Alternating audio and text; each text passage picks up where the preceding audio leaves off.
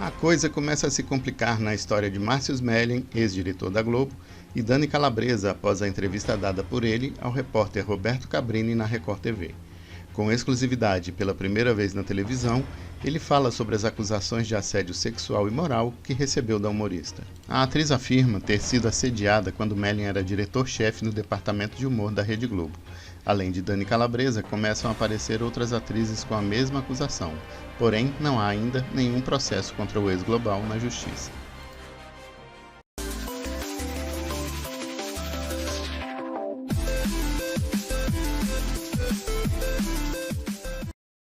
Gente, vamos falar de um assunto polêmico aqui. O humorista e diretor Márcio Smelling voltou a falar sobre as acusações de assédio moral e sexual contra a atriz Dani Calabresa e outras colegas de emissora.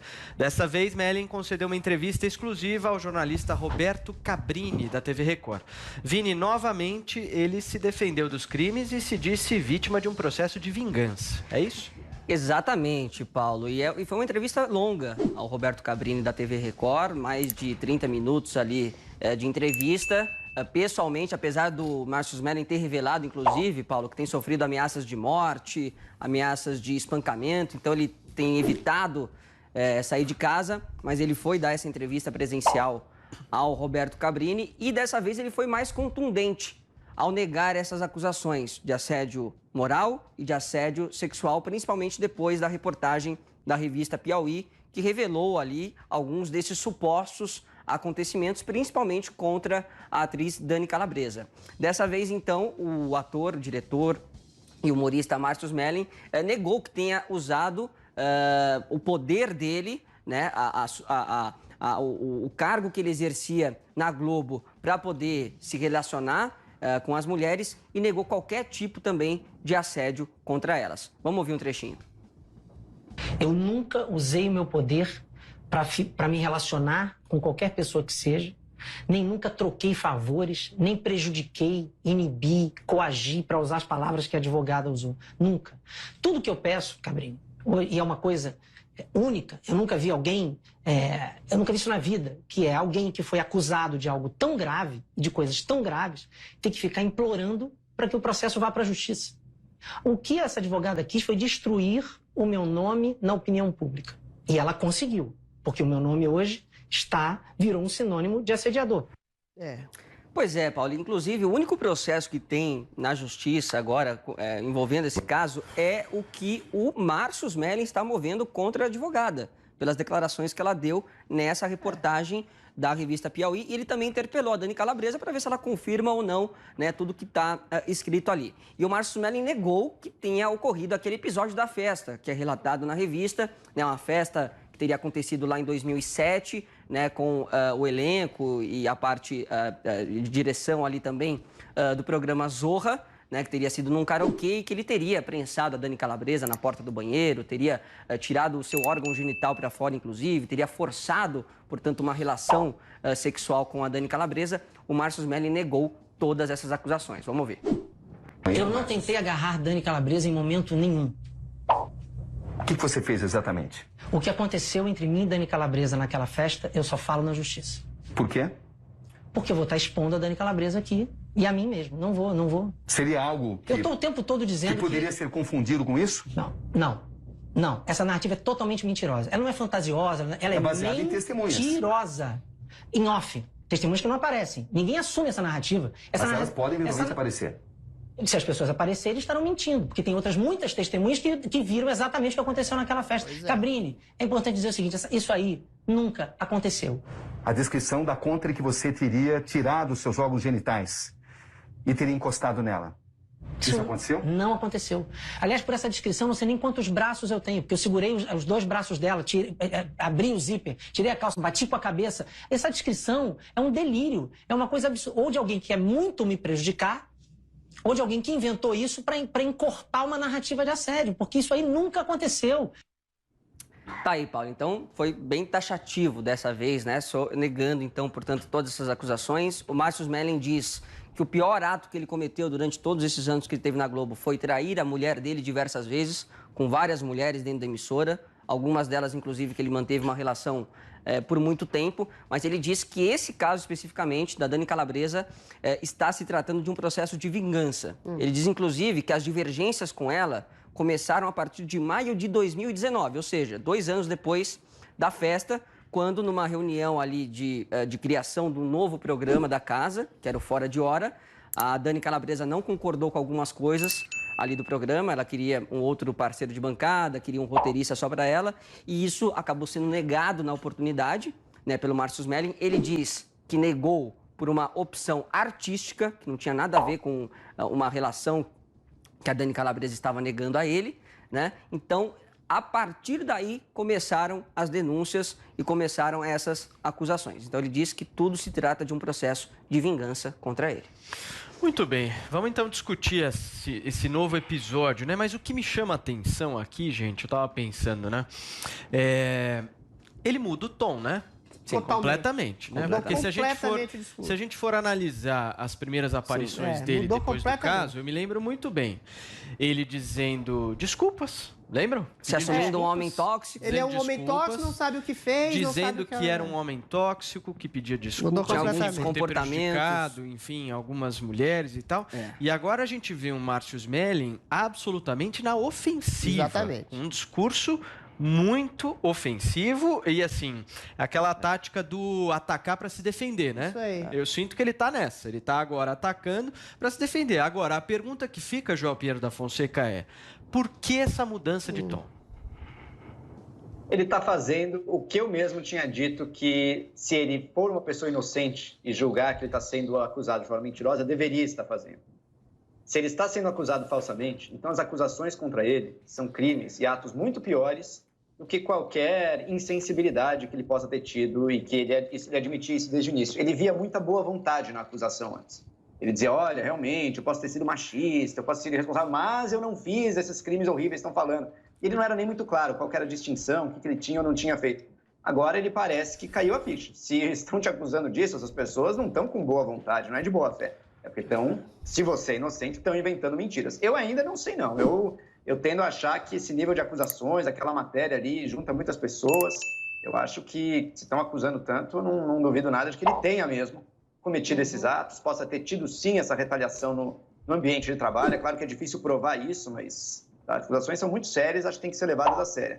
Não podemos só porque ele está se defendendo, é claro, ele vai dizer que não fez, mas não quer dizer que não tenha feito. Agora, ele diz uma coisa verdadeira. Tem que ir para a justiça. Isso aí são acusações a um nível criminal. Isso aí tem que ser levado à justiça. Então, mas a advogada da Dani não foi para a justiça? Não. Não foi ainda tá estranho. Ainda não. É isso que tá estranho. Isso é esquisito mesmo. Ela juntou 6 mulheres para acusar e não foi para a justiça? Isso é estranho. Muito estranho. Tem que ir para a justiça, porque são coisas, são crimes. Não é coisa para você ficar só só de caluniar, lançar uma acusação assim. Tem que ir para a justiça, agora no outro, suponha que não vá para a justiça e continue essa campanha de difamação. Então, meu amigo... Aí dá um contraprocesso. Então mostra tudo o que aconteceu mesmo e mostra em público para se defender e salvar sua honra, caso ele seja inocente.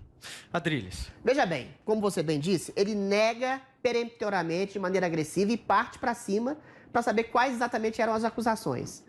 Mas assim, o Márcio Smelling, como a Dani Calabresa, como quase todo mundo na Globo, todo mundo é expert em saber o que é ou não assédio, porque todo mundo fez campanha. O Márcio Smelling fez campanha pró-feminista, contra assédio, deu declarações nesse sentido, fez campanhas nesse sentido contra o Zé Maia, na vez que ele foi acusado de assédio sexual, né? Então causa muita suspeita esse tipo de mudança. Eu era um homem tóxico, agora todas as relações foram consensuais, eu nunca exerci meu poder de maneira arbitrária ou tirânica, eu nunca expus minhas genitálias, quando a matéria da Piauí cita explicitamente várias pessoas, nenhuma se identifica, com exceção da Dani Calabresa, que ele teria tirado a genitália para fora, se esfregado nas pessoas, ou seja, exercido o poder de maneira obtusa para coibir, mandado mensagens sexuais. É uma série, um rol de acusações que foge ao escopo de uma palavra que até uso aqui muito, um conceito de zona cinzenta, né? O que é uma paquera, o que é um flerte, o que é uma chatice. E ele fala isso.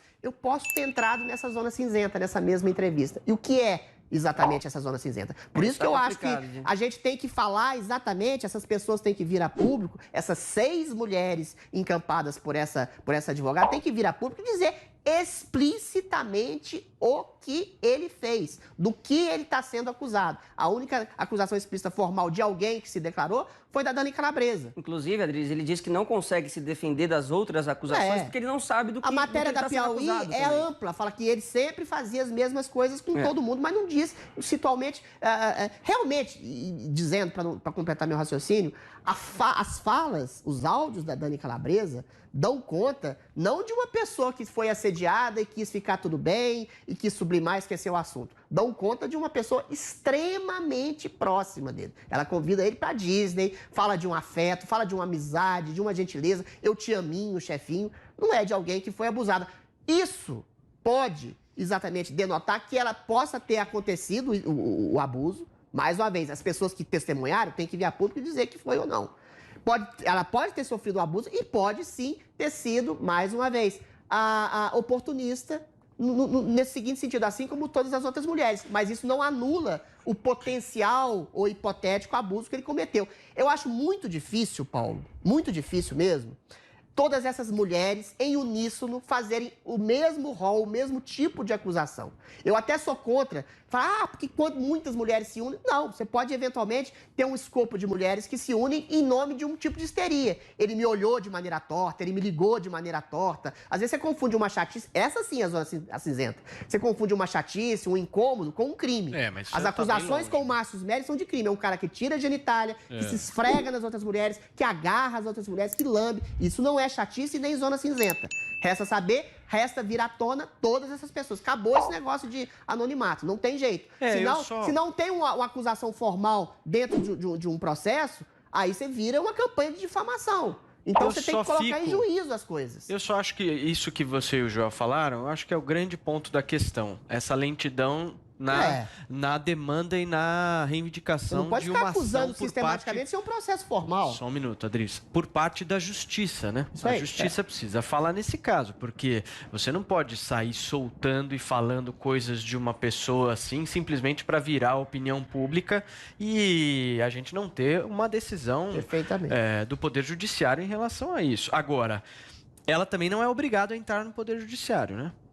Esse é um ponto. Não, obrigada não. Ela não é obrigada. Não, obrigada não. Mas talvez o objetivo pode ser uma tática dela, né? Isso então, mas ao mesmo tempo que ela não nega o que foi colocado ali na revista Piauí, ela está praticamente que corroborando com tudo que está ali. Sim, ela corrobora com absolutamente tudo. E ajuda a construir essa imagem que nós hoje temos do Márcio Smelling. Ele mesmo disse que se ele se ele lesse aquela reportagem que fosse de outra pessoa, ele estaria achando essa pessoa um monstro. Agora, tem fundamental.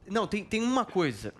Se ele tivesse adotado a postura que ele adotou nesta entrevista desde o início, a história poderia ter sido outra. Existe uma pergunta fundamental que a gente está se esquecendo. A pergunta fundamental é: para que tantas mulheres iriam se unir para destruir uma pessoa em nome do que exatamente? Será que existe um clima tão sórdido na Globo contra o Márcio Smelling de inveja? Assim? Será que ele magoou tanta gente? Ele diz que todas as relações foram consensuais, porque todos iriam se unir contra o Márcio Smelling. Ou existe um clima de feminazismo histérico e louco na Globo, ou um clima de inveja absoluta, ou as acusações têm um fundamento de verdade. Até porque ele diz também que tem dezenas de testemunhas que querem prestar depoimento a favor dele, mas que essas testemunhas não vêm a público agora porque elas vão acabar sendo coagidas também. Não, e hoje é difícil alguém vir a público hoje para defender o Márcio Smelling. Você viu o que aconteceu com a Letícia? Você viu o que aconteceu com a Letícia Spiller, né? Com certeza.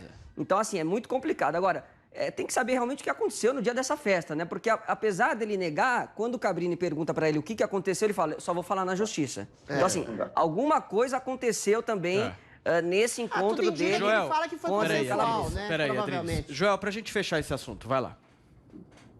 Não foi para a justiça até agora. Ele está sendo acusado sobre essa festa. Eu já recomendaria. Fale o que aconteceu nessa festa.